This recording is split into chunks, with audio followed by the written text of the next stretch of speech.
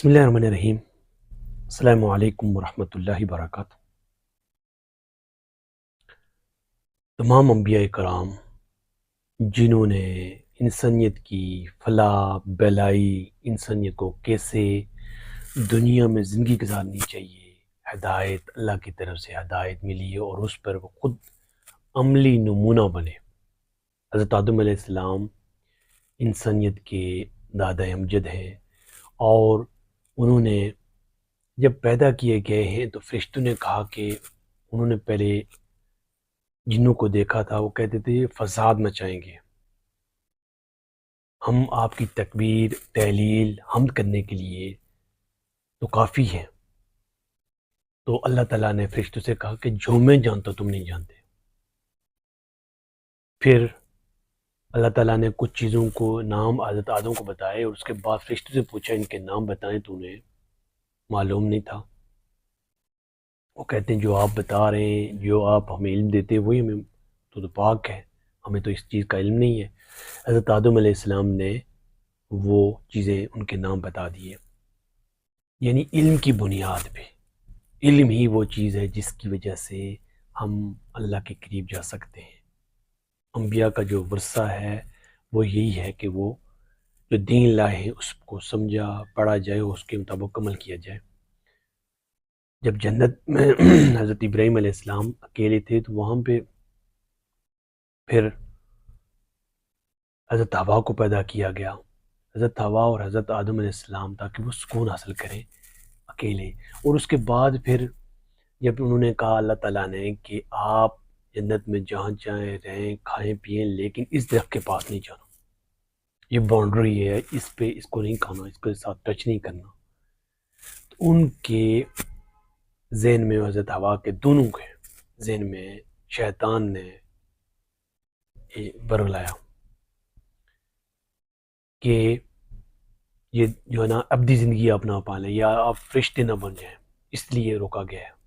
تو بعد میں انہوں نے یہ پھل کھا لیا، دونوں سے غلطی ہوئی، ایک سے نہیں دونوں سے، اور پھر وہ جنت ان کی شرمگاہیں ظاہر ہو گئی، اور انہوں نے جنت وہاں پہ پتے چپکانے لگے جسم میں۔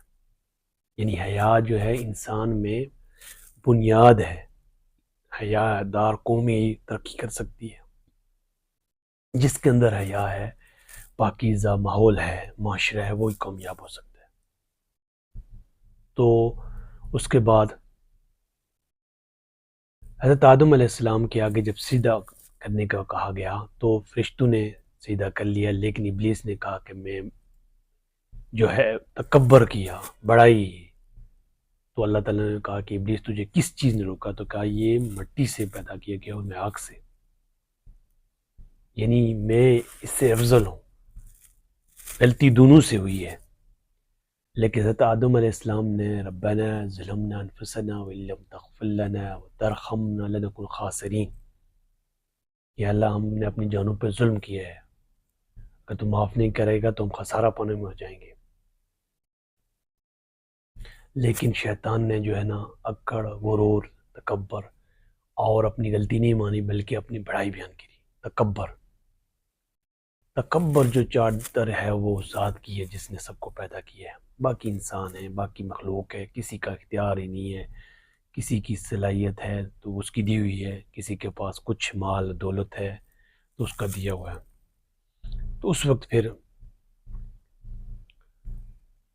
فرشتوں کو پتہ چلا کہ ایک تو علم کی بنیاد پہ جو ہے، دوسرا ایک تکبر جو ہے، یہ بہت خطرناک چیز ہے جس کی وجہ سے اس کے بعد پھر حضرت آدم علیہ السلام کو، حضرت حوا کو زمین پہ بھیج دیا، اور پھر وہاں سے یہ انسانی نسل چلی ہے۔ اور یہ ایک ٹیسٹ ہے، ایک آزمائش، کس طریقے سے جو ہے انسان پیدا ہوتے ہیں، بڑھتے ہیں، اور آگے نسلیں منتقل ہوتی ہیں، لیکن بنیاد یہ جو چیز ہے وہ ایک حیا ہے۔ دوسرا جو علم کی بنیاد پہ جو ہے، علم جو ہے اللہ کے پاس سے جو شریعت نبیوں کو دی گئی ہے، دین شریعت نبیوں کو دیا گیا ہے، اس کو پڑھا جائے گا، دوسروں تک پہنچایا جائے گا۔ لیکن دونوں چیزیں جو ہیں ضروری ہیں سمجھنا، اور تکبر جو ہے وہ رب کی چادر ہے، اور انسان ایک عاجز انکساری مخلوق ہے، اور اس سے اسی طرح رہنا چاہیے۔ وہ اتنی کمزور مخلوق ہے، جب پیدا ہوتا ہے تو اپنا پہلو نہیں بدل سکتا ہے، کھانا پینا، کیا غرور اور کیا تکبر، اپنی صلاحیت دی گئی ہے تو اللہ نے دی ہے۔ تو جتنی بھی چیزیں ہیں ہم کاؤنٹ کر سکتے ہیں تب کہ ہم اللہ کے حضور جھکیں، سمجھیں، اور یہ اندازہ کر لیں کہ کس طریقے سے ہم کام کریں دنیا میں جو ہم کام کر رہے ہیں۔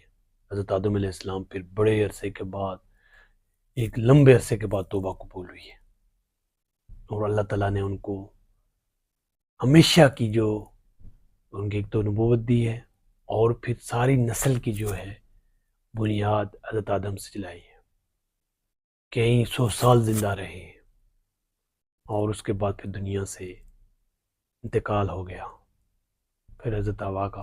تو یہ ایک نسل انسانی کا جو وجہ ہے، امتیاز ہے کہ وہ علم حاصل کرے، تکبر سے بچے، غرور جو ہے اس سے بچے، بڑی سوچ کے ساتھ جیے، اور صلاحیتیں جو ہیں ان کو بروئے کار لائے، بڑے پیمانے پہ کام کرے، جو کچھ کرے وہ اللہ کے لیے کرے، اور اللہ ہی کی توفیق سے ہم کر سکتے ہیں، ورنہ ہمارے پاس تو کوئی ہے ہی نہیں کہ ہم کر سکتے ہوں۔ اس لیے جتنے بھی ہمارے پاس وسائل موجود ہیں اس کے راستے میں لگا دیں، اور یہ موقع ہے ہمارے لیے کہ ہم کس طریقے سے کام کریں، اور کام کر کے ہی ہم یہاں دنیا اور آخرت میں کامیاب ہو سکتے ہیں۔ حضرت آدم علیہ السلام نے ان کے بیٹے حابیل و قابیل اس بنیاد پہ کہ ایک انسان کو قتل کیا، قابیل نے حابیل کو قتل کیا، اور پھر وہ ہر ایک شخص جو قتل ہوتا ہے پھر اس کے بعد اس کے اوپر کندھے پہ ہے۔ تو ہم نیکی اور اچھائی کی بنیاد رکھیں، مثبت خیالات رکھیں، تاکہ جو ہے ہمارے نام اعمال میں صدقہ جاریہ ہوں۔ ہم کیا کر کے جا سکتے ہیں دنیا سے؟ بہت کچھ کر کے جا سکتے ہیں، اس کی مہربانی سے ہو سکتا ہے، اللہ کی مہربانی سے، اور جو کچھ کریں سوچ سمجھ کے کریں کہ تاکہ ہمارے پاس اس کا جو رزلٹ ہے بہت اچھا ہو، اور اپنی معافی مانگے، ربنا ظلمنا انفسنا وان لم تغفر لنا ترحمنا لنکن خاسرین۔ وہ ذات جو معاف کرنے والی ذات ہے، ہمارے گناہوں کو معاف کرے اور ہمیں ہدایت دے، وہی ہدایت دے گی تاکہ ہم کامیاب ہو سکتے ہیں، ورنہ ہم کامیابی کے لیے کوئی، زندگی ایک موقع، اس پہ کام کریں۔ السلام۔